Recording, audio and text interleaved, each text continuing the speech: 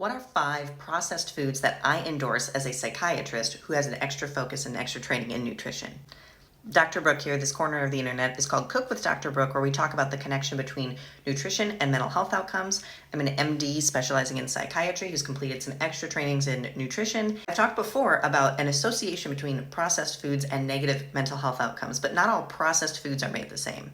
When we say processed foods, we're talking about any food that's gone through a process or been altered from its original whole food state. If you ever hear the term ultra-processed food, that usually means a food that has been processed to the extent that you couldn't replicate it in your own kitchen. So applesauce is a processed food. It's been blended and canned from an apple into applesauce. But like an apple Capri Sun has been changed or altered, might not even contain any apples. It's really gone far away from where it was originally as an apple.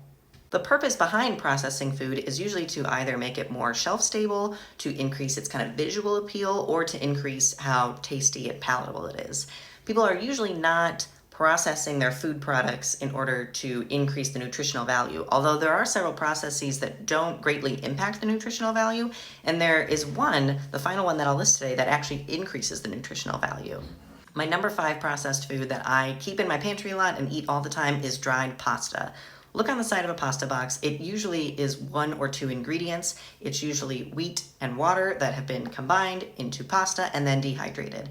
If you look on my TikTok, you can see that I've actually done this process in my own kitchen before. Pasta was kind of like invented as a way to preserve eggs. So certain times of the year you would have more eggs than you could ever do with, and so people would mix it with flour and then leave it out to dry, and then that became pasta. If you don't have a gluten sensitivity, then this is a processed food that can be really convenient. It's much easier than like kneading your own pasta every single time you want to make it. And pasta can be a really good vehicle for other more nutritious foods that have higher micronutrient content, higher protein, healthy fats. It can be a really great place to start your meal and then build from there. Number 4 is minute rice. Minute rice, similarly, is basically rice that has been pre-cooked and then dehydrated so that when you want to cook it, it can cook faster. Sometimes there's 1 or 2 other preservatives added in there, but you can also find products that are really just rice. And for that reason, I think that this is a really great thing to have in the kitchen so that you can make an otherwise pretty healthy grain relatively quickly. Not much has been done to it to increase that convenience factor for you. And if keeping minute rice in your pantry helps you cook at home more, helps you incorporate other vegetables and good foods into your diet, maybe making a stir fry or making a soup, if that minute rice helps get you there over having like the uncooked regular rice, then go for it. Number 5 is canned fruits and vegetables. Canned fruits and vegetables have basically been cooked under pressure to preserve their shelf life.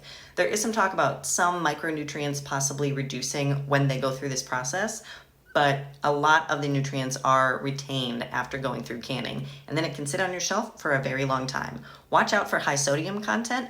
Otherwise, I like to keep canned fruits, vegetables, beans in my pantry at all times because they can help me throw together a healthy meal relatively quickly.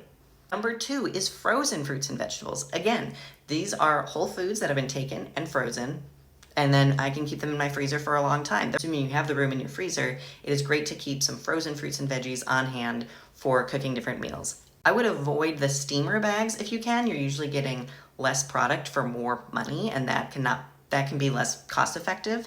I would also avoid the bags that are like pre-seasoned for you. Those have been through additional processing, more stuff has been added to them that you may or may not want in your diet. My number 1 processed food, a process that actually increases the nutritional content of the food that you're eating, is eating fermented foods. Things like kimchi, sauerkraut, yogurt. These are foods that were food originally, often cabbage or milk, and then gone through the process of fermenting with good healthy bacteria, making them more probiotic, great for your gut. We're all just trying to do our best. We're all just trying to eat healthy. And I know that the word processed foods can be kind of scary, but know that not all processed foods are created equal and that there are ways to still have convenience in your meal plan without sacrificing all the nutritional content.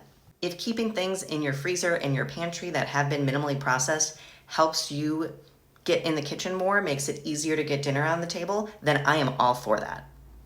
People are rightly pretty skeptical of processed food and wanting to minimize it or avoid it in their diet, but there are some that I make an exception for, and here's why.